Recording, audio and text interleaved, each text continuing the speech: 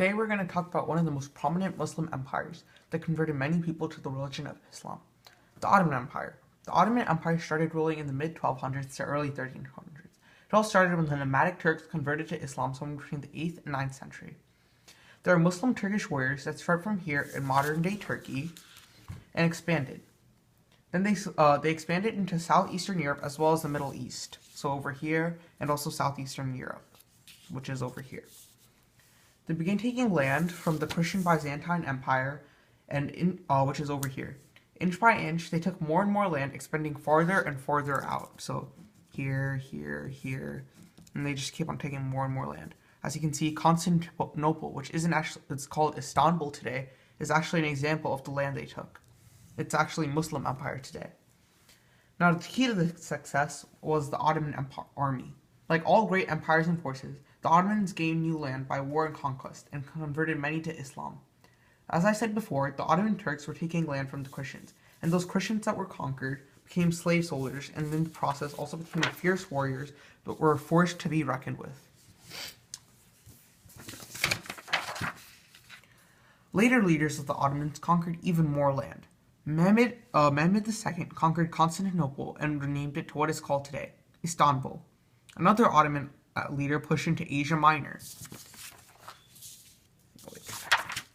which is here, and but it was not until Solomon I became a leader that the empire really reached its height.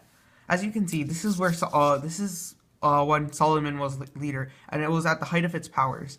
They conquered so much land over here. They had parts of Europe, Asia Minor, Middle East, Africa. They have Egypt.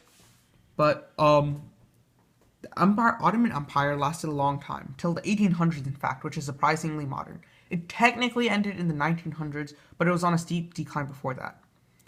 Now our next lesson is on the cultural achievements of the Islam.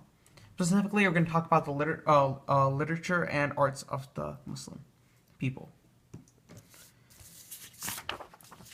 Ancient Muslim people made many advances in fields such as medicine, astronomy, math, and also philosophy.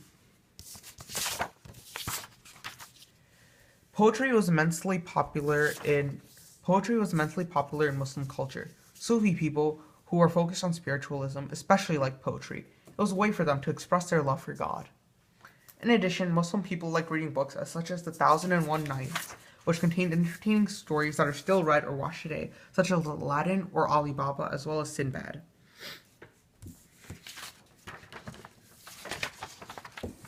The ancient Muslims also loved architecture and created beautiful mosques to honor God. The main part of a mosque is a huge wall where the people pray. The Muslims also built palaces, libraries, and marketplaces. Like Rome, the Muslims had complicated domes, arches, and tiles that any architect would marvel at. For example, over here. Muslims did not like to have pictures of their God. They instead made complex patterns on the walls called calligraphy. They took quotes from the Quran and turned it into amazing art that decorated the walls of the mosques. In conclusion, the ancient Muslims made a lasting impression culturally on the world. Thank you.